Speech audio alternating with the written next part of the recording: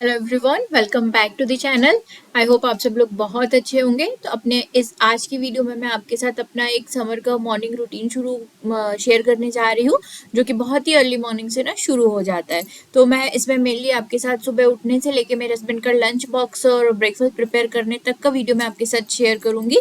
तो वीडियो को एंड तक ज़रूर देखिएगा, और कुछ भी पसंद आए थोड़ा सा भी तो चैनल को सब्सक्राइब और वीडियो को लाइक और शेयर करना मत भूलिएगा। तो चलिए हम अपना आज का वीडियो बिना किसी देर के शुरू करते हैं।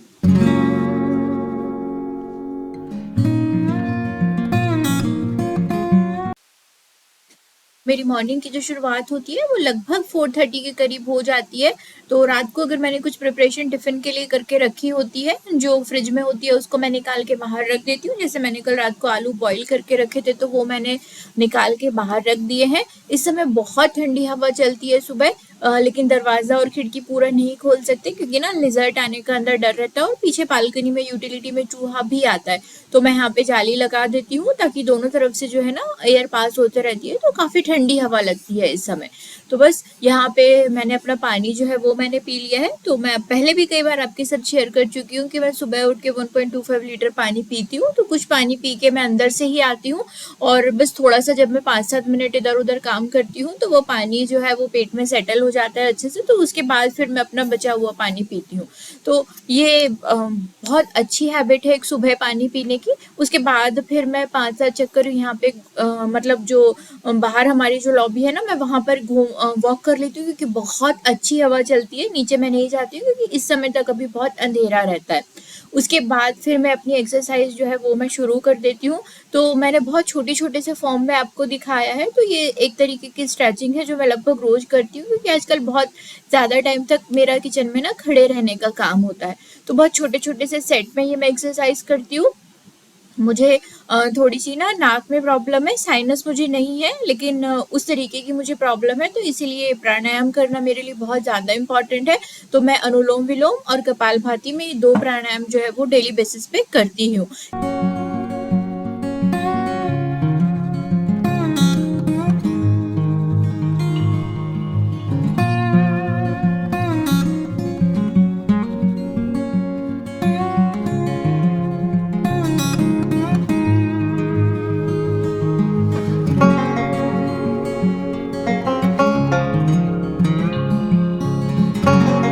थोड़ी देर मेडिटेशन भी इसमें ज़रूरी होता है। तो इतना सब काम करते करते मतलब सुबह उठने से लेके 4:30 जब मैं उठ के आती हूँ और मेरी एक्सरसाइज खत्म होते तक मुझे लगभग ना 5:45 का जो टाइम है वो हो जाता है, क्योंकि यही वो टाइम होता है जब कोई भी काम करने की मुझे बहुत जल्दबाजी नहीं रहती है। मैं अपने लिए टाइम निकाल सकती हूँ।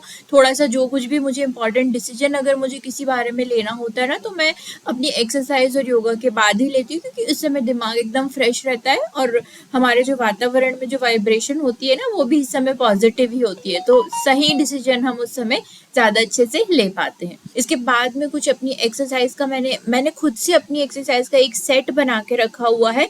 तो वो जो एक्सरसाइज है ना, उसमें मैंने 10-10-10 करके ऐसे 3 एक्सरसाइज है, मतलब 30 है।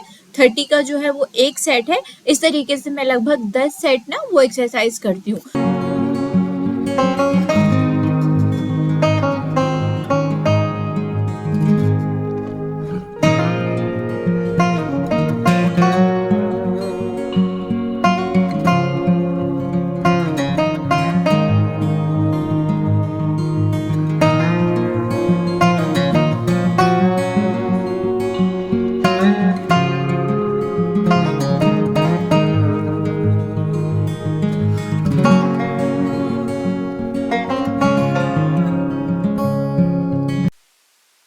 यही वो टाइम होता है सुबह का कि जब मेरा दिमाग जो है ना वो एकदम खाली रहता है और उसमें कुछ भी नहीं चल रहा होता है, क्योंकि एक बार मैं अगर किचन में चली गई तो उसके बाद जो मेरा दिन का रूटीन है वो शुरू हो जाता है, और फिर एक के बाद चीज़ें जो है ना वो दिमाग में चलती रहती है, और पूरा दिन कैसे निकल जाता है फिर पता ही नहीं चलता।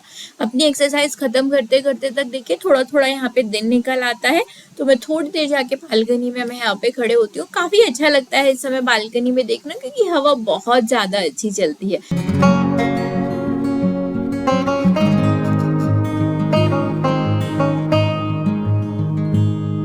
और देखिए सुबह सुबह का व्यू जो है ना वो बहुत ही सुंदर लगता है यहाँ पे तो देखने में।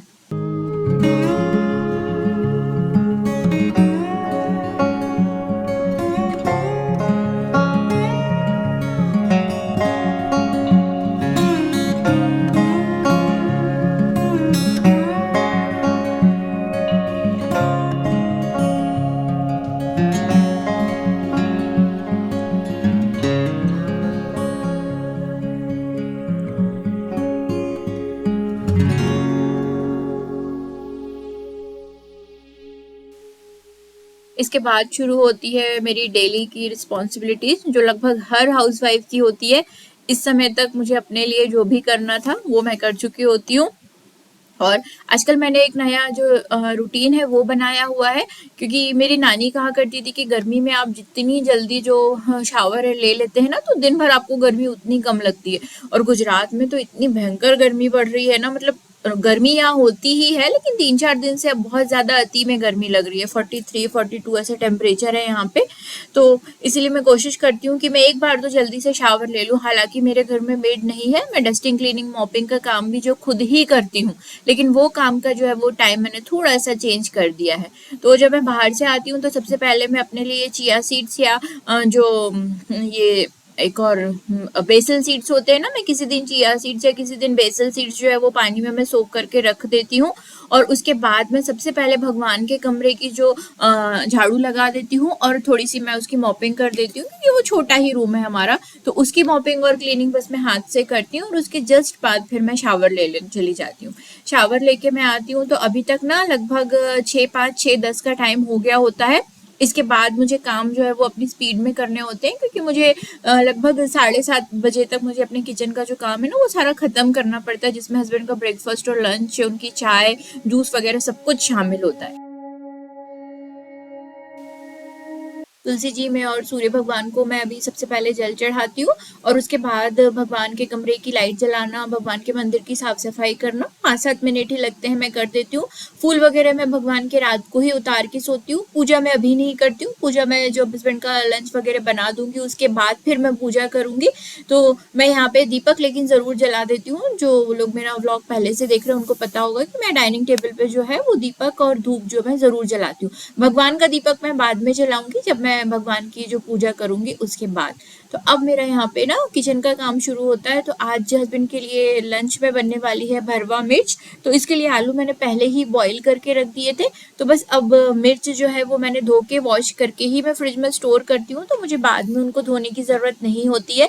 मिर्च को इस तरीके से मैंने स्लिट कर लिया है बीच से, और बस इसमें अब हम जो है वो मसाला भरने की तैयारी करेंगे। तो मसाला बहुत सारे तरीकों से बनाया जाता है, तो मैं आज आपके साथ एक बहुत ही इजी वाली रेसिपी शेयर कर रही हूँ। आलू जो है वो उबले हुए हैं, मैंने उसको अच्छे से मैश कर लिया है। ये भरवा मसाला मैंने लिया है, जिसकी रेसिपी मैंने ऑलरेडी आपके साथ शेयर की हुई है। मैं आई बटन में और डिस्क्रिप्शन में उसका लिंक दूंगी, आप वहां से जाके ना चेक कर सकते हैं। बस मैंने आलू के हिसाब से बस इसमें हल्दी, मिर्ची और धनिया का पाउडर ऐड किया है, क्योंकि भरवा मसाले में अपना सारा कुछ मसाला मिला हुआ है। इसको अच्छे से मिक्स कर लेंगे। इसमें मैंने 1 छोटा चम्मच ना ऑयल भी ऐड किया था, वो रिकॉर्ड करना मैं भूल गई हूँ। तो उसको अच्छे से मिक्स करने के बाद कोई भी पानी आपको ऐड नहीं करना है, और बस मिर्चों को आप अच्छे से ना दबा दबा के इन मसाले से आपको भर देना है। तो लगभग 4 मिर्च के लिए यहाँ पे मैंने ना 2 छोटे साइज के मैंने आलू लिए थे, तो उसमें बहुत आराम से ये मसाले के साथ भर गई है। मिर्च यहाँ पे भर के रेडी हो गई है।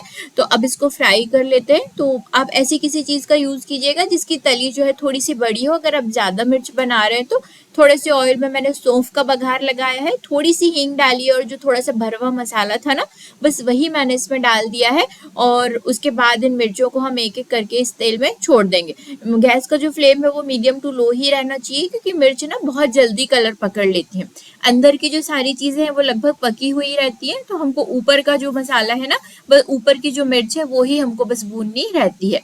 तो जब तक मिर्च यहाँ पे हो रही है, मैंने यहाँ पे थोड़े ब्लेंडिंग जार में थोड़ी सी हरी मिर्ची, थोड़ा सा अदरक और थोड़ा सा हरा धनिया लेके मैंने उसको पीस लिया है, क्योंकि आज ब्रेकफास्ट में हस्बैंड के आलू के पराठे ही बनने वाले हैं। तो मैंने दोनों चीजों के लिए आलू रात को ही बॉईल कर दिए थे। तो बस आलू में जो मैंने चीजें पीसी थी वो मैंने ऐड कर दी। थोड़ा सा अमचूर का पाउडर और गरम मसाला ऐड किया है। नमक जब मैं पराठे बनाऊंगी मैं तभी इसमें ऐड करूंगी, नहीं तो स्टफिंग जो है ना वो बहुत ज्यादा गीली हो जाएगी।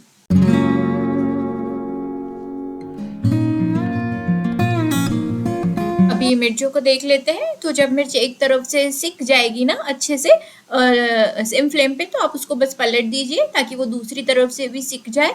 और इस मिर्च की सब्जी को आपको सिर्फ 2 बार ही टर्न करने की ज़रूरत पड़ती है और ये रेडी हो जाती है।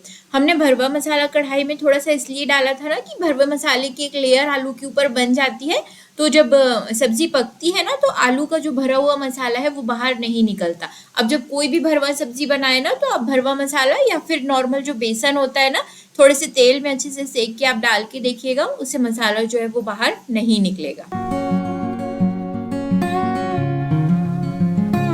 सब्जी रेडी होती है, मैं यहाँ पे रोटी सेक लूंगी। और आटा, जब सब्जी को मैं किचन में नहा धो के सबसे पहले मैं आती हूँ, तो सबसे पहले मैं आटा लगा के ही रखती हूँ, क्योंकि उसको प्रॉपर रेस्टिंग का टाइम मिल जाता है।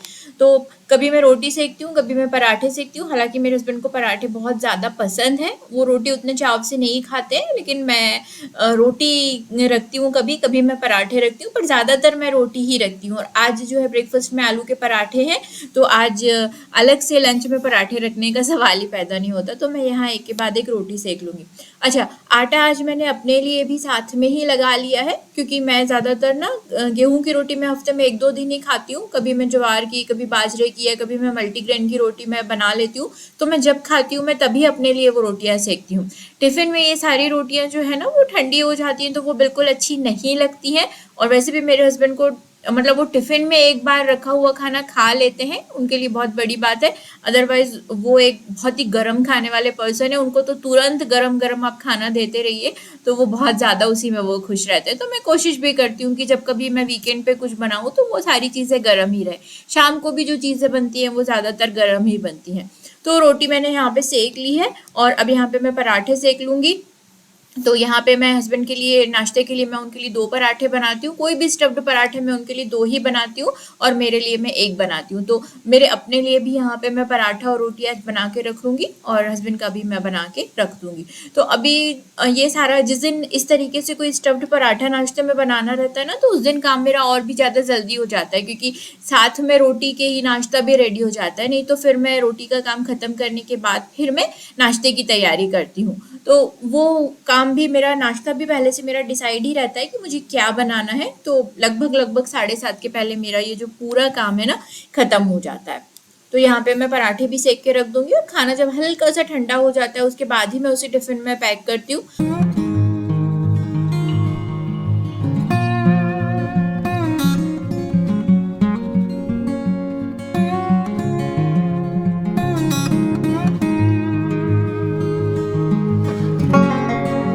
जब तक मेरा लास्ट पराठा यहाँ पे सिकेगा, तो मैं एक टिफिन खाली रहता है, तो उसके लिए कभी मैं सैलेड रखती हूँ, कभी मैं फ्रूट रखती हूँ। तो आज फ्रूट में अनार था, क्योंकि उन्होंने कहा था कि आज वो सैलेड नहीं लेके जाएंगे, तो मैं यहाँ पे अनार को अच्छे से कट करके उसके दाने निकाल के मैं रख दूंगी।